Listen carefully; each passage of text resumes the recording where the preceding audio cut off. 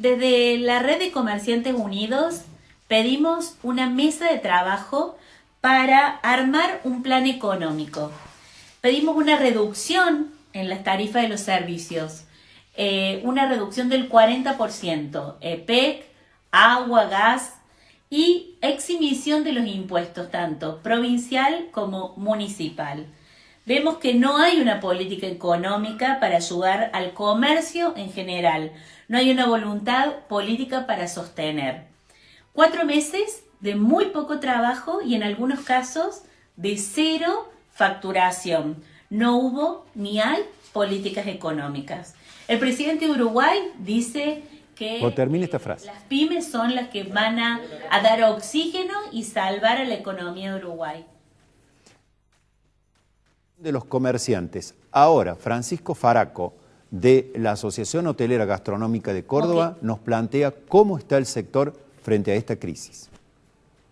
Bueno, buenas tardes, perdón, estoy en la calle, por eso estoy con el barbijo.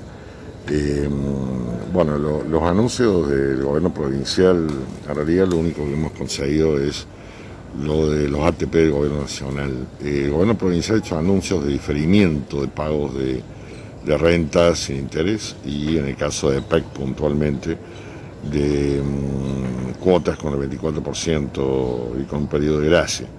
En muchos casos lo que necesitamos es una exención impositiva, pero vamos a seguir dialogando con el gobierno para lograr tener por ahí respuestas que son más de fondo a la situación. Los hoteles están cerrados hace 120 días y es imposible subsistir, hay muchos que han quedado en el camino y mantener esas estructuras con los empleados es más imposible.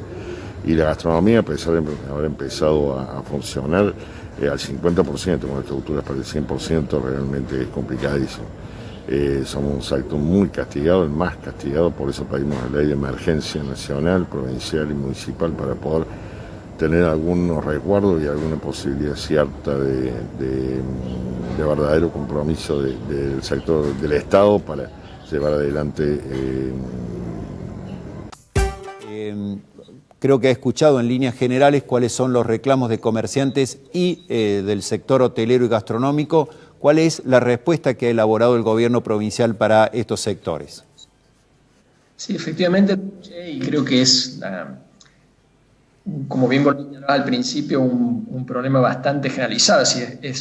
Son pocos los sectores que no se han visto afectados con mucha intensidad, como los casos que vos planteaste, y en realidad no hay un paliativo para semejante problema, es decir, la paralización de muchas actividades, caídas en la facturación, en muchos casos a cero o a niveles muy bajos, plantean un desafío enorme, que bueno, todos sabemos que está asociado por un lado a la pandemia y por otro lado a que nos agarró en la Argentina con una crisis que ya venía desde el inicio del año 2018, mediados del año 2018, de manera que es particularmente crítico.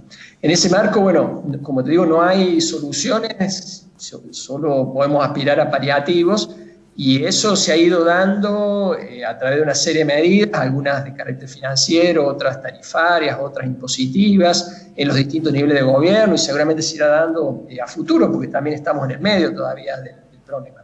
Lo que esta semana se anunció fue aspectos referidos a cuestiones tributarias, fundamentalmente de impuestos provinciales, que en realidad tienen relativamente poca influencia sobre la estructura de costos de la mayoría de actividad productiva, es decir, la mayoría de los impuestos que pagamos son impuestos nacionales, no provinciales, y muchos de los impuestos provinciales se ajustan de manera automática. El caso de ingresos brutos, por ejemplo, que es un impuesto que se calcula en función de las ventas, así que si mis ventas cayeron el 50%, el impuesto cae en el 50%, y si caen a cero, el impuesto cae a cero. Distinto el caso de una porción más pequeña de impuestos, que son los denominados patrimoniales, como el caso del impuesto inmobiliario, que para algunas actividades puede tener alguna mayor relevancia, el caso de los hoteles, en donde ahí sí se dispuso un diferimiento del impuesto hasta el año próximo, lo cual implica un alivio para todo este año, o lo mismo, por ejemplo, para una empresa alguien que trabaje como transporte escolar, el impuesto automotor. Ministro, usted mencionó facilidades y diferimiento en el pago de los impuestos, pero las dos opiniones que escuchamos previamente pedían directamente que hubiera una condonación de impuestos, es decir, que no se cobraran los impuestos por, me imagino, el periodo de crisis. ¿Es posible esto? Técnicamente no, porque la Constitución provincial lo impide. El impuesto automotor y el impuesto inmobiliario, que son los dos impuestos que, como les digo, no ajustan de manera automática, porque los otros dos impuestos, como el sello y sobre todo ingresos brutos, sí baja en función de las ventas. Son dos impuestos que se devengaron ya en el año, se devengaron en enero y por lo tanto no se podría directamente dejar de pagar. Por eso se optó por un diferimiento, lo cual, bueno, le da un plazo bastante razonable, porque va a vencer el año que viene sin ningún tipo de actualización ni recargo, y el contribuyente mantiene su condición de regular, de manera que es una solución dentro de lo legalmente posible, entendemos la más razonable.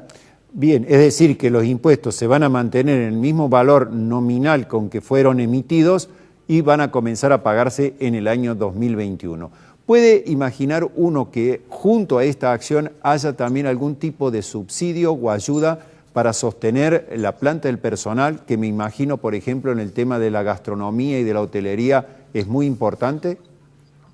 Mira, eso lo está haciendo el Gobierno Nacional, es de una dimensión fiscal enorme, y bueno, eso explica que más de la mitad del gasto público nacional se financia con emisión, que es una fuente de financiamiento que no se coparticipa, es decir, que ni las provincias ni los municipios participamos en esa fuente de financiamiento. Como bien vos sabrás, la emisión es vista según el enfoque, ¿no? Los más ortodoxos son muy reacios, digamos, a apelar a esta fuente de financiamiento, los más ortodoxos son un poco más flexibles en eso, pero bueno, nadie duda de que es algo que tiene un límite, así que no se puede indefinidamente seguir una situación así, ¿no? Donde la mitad del gasto se financia con emisión. En definitiva, bueno, lo que te quiero decir es una decisión del Gobierno Nacional cómo va a manejar eso, porque este paliativo que es subsidiar el empleo, que solo está en manos de nivel nacional, imposible que un Estado provincial pueda asumir semejante, digamos, erogaciones, bueno, creo que va a estar dimensionada o balanceada hasta dónde puede seguir emitiendo el Gobierno Nacional. Creo que eso es lo que están evaluando a nivel nacional, cómo lo manejan. Muy bien, lo llevo ahora a las propias cuentas de la provincia. ¿Cuál es el estado en general de las cuentas de la provincia, de la situación fiscal y a su vez financiera de la provincia? Porque, bueno, obviamente todo el mundo imagina, si hay menos dinero en la casa, ha ingresado menos dinero en el Estado. ¿Uno puede esperar que esos menores recursos deriven en algún tipo de ajuste más allá del que hemos conocido en lo que se refiere a la remuneración y las jubilaciones, ministro? Mira, la caída de ingresos es muy fuerte. Como hablábamos antes, no nació con la pandemia, así ya venía de antes, ya veníamos con una tensión muy fuerte debido a la recesión, a la inflación, y que eso pega en los ingresos. Y hoy estamos en un nivel de ingreso más o menos con una pérdida de un cuarto de los ingresos, es decir, esa es la pérdida real respecto a un mes normal. Naturalmente es algo muy, muy estresante, digamos, para las cuentas públicas, y que ha obligado a una serie de medidas de austeridad, de mucho cuidado, de medidas, algunas de sanción, bueno, y tratando de apostar a que lo más rápido posible salgamos de esta estrechez. Pero en realidad el Estado, en el fondo, lo que se observa, más o menos lo que se observa en los testimonios que ustedes mostraban recién y que se repiten casi a diario en casi todas las actividades, ¿no? Una situación muy crítica y que hay que enfrentarla con mucha austeridad. Algunas de las medidas que vos señalaste, algunas reformas, algunas acciones más conocidas, otro el día a día, ¿no? El cuidado en el día a día del gasto, bueno, posponer algunas inversiones, bueno, todas medidas muy, muy de carácter extraordinario, pero que permiten, bueno, aportar paliativo a una situación sin duda muy, muy compleja. Bueno, ahora voy a apelar entonces, dada esta situación tan difícil que atraviesa la economía argentina, a su condición de economista, porque además de ser responsable de las finanzas de Córdoba, es Osvaldo Giordano economista. ¿Cómo ve el panorama en general de la República Argentina? ¿Es posible que tengamos una crisis todavía más profunda de lo que vemos? ¿Es posible una salida y una recuperación rápida de la Argentina? ¿Qué puede esperar la sociedad en este contexto, ministro? Es muy difícil la pregunta y no hay una contestación certera, si los economistas no están muy de acuerdo en la evaluación y creo que además porque estamos muy atados a la cuestión sanitaria, ¿no? de con qué velocidad se puede flexibilizar el aislamiento, que es en realidad el principal origen de todos estos problemas, sin desconocer de que ya Argentina venía con problemas muy graves antes de la pandemia. Pero bueno, obviamente con el aislamiento se complicó. Creo que hoy estamos muy atados a la posibilidad de flexibilización que hemos visto que no es fácil, digamos, porque desde el punto de vista sanitario seguimos teniendo el problema, ¿no? de los permanentes brotes que hacen recomendable, ¿no? mantener algunas medidas más restrictivas de tipo sanitario. De manera que yo el panorama lo veo con mucha preocupación. Obviamente, como todo, ¿no? En algún momento tendrá un fin, pero creo que deberíamos ser muy conservadores, digamos, en cuanto a los pronósticos, porque es una situación difícil y el cual no se le ve una recuperación rápida. Es un problema planetario, es decir, no en todos los países, pero insisto, en la Argentina se les agrega otros problemas que venían de arrastre y que obviamente nos hacen más vulnerables a lo que ha generado el aislamiento.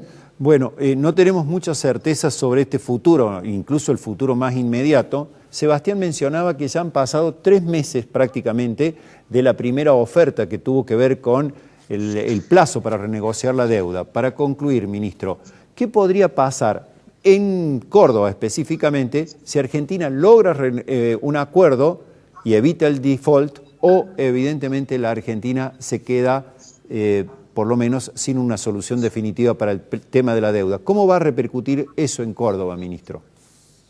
Habría 2 análisis. Uno, para las finanzas públicas en especial, digamos, para la deuda, tener en cuenta la deuda provincial, y otro, para lo que es la actividad en general de la provincia. Obviamente, creo que no hay coincidencia, ¿no? de que un arreglo de la deuda es bueno en el sentido de que más habrá recuperación de financiamiento, no solo el Estado, sino fundamentalmente para que las empresas privadas tengan una fuente de financiamiento que hoy está totalmente cerrada, culpa, digamos, de este problema que tenemos a nivel nacional. En relación a las provincias, específicamente la provincia de Córdoba, pero que en cierta medida se repite en cada una de las otras jurisdicciones, es importante, digamos, porque bueno, el arreglo nacional haría pie o generaría un contexto más favorable para que a nivel provincial, con las particularidades de cada provincia, que obviamente son muy distintas las situaciones, también hagan un planteo de reprogramación de la deuda. En ese sentido, en Córdoba tenemos, diría, la suerte de que por ahora, durante este año, no hay grandes vencimientos, es decir, el vencimiento importante está el año próximo, con lo cual hay tiempo. Y la expectativa sería, bueno, que haya un arreglo a nivel nacional, que eso dé un marco de referencia y en función de ese contexto, que va a ser seguramente más favorable si hay un acuerdo a nivel nacional, poder encarar la reprogramación de la deuda en Córdoba, que si el contexto es favorable lo vemos como muy factible, porque la provincia es una provincia solvente que ha demostrado, digamos, tener capacidad de ahorro y que por lo tanto puede con una buena reprogramación afrontar todos sus compromisos. Bueno, veo que Panceta, que es el perro que tiene Osvaldo Giordano, nos está pidiendo que cortemos, pero también no quiero dejar de preguntarle, ya que le veo una gran cantidad de libros en su biblioteca, si la crisis le da tiempo, ¿qué libro está leyendo en este momento, ministro?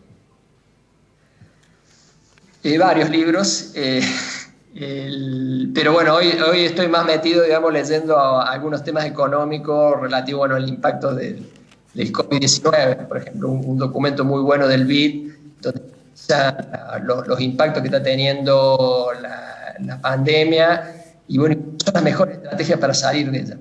Bueno, al comienzo del programa os recomendábamos el libro de Andrés Oppenheimer, Los robots vienen marchando, si se quiere en su título en español, sálvese quien pueda, así que me parece que es un... Lo he leído y es muy recomendable y creo que la pandemia en cierta medida lo ha puesto en más actualidad, porque parece que ha acelerado los procesos que él señalaba como que se venían venir. Creo que todo este cambio tecnológico, todo este impacto que tiene el cambio tecnológico sobre el empleo, que lo documenta muy bien, creo que este contexto lo ha acelerado. Entonces, tal vez cosas que íbamos a ver en años, tal vez ahora las vemos en meses. Bueno, vamos a tratar de tener sin duda una entrevista, si es posible, con Andrés Oppenheimer. Y Tamara, que nos pintó un panorama crítico en las librerías, a lo mejor puede promocionar también este libro. Gracias, ministro, por su atención. No, gracias a usted, un gusto. Hasta la próxima.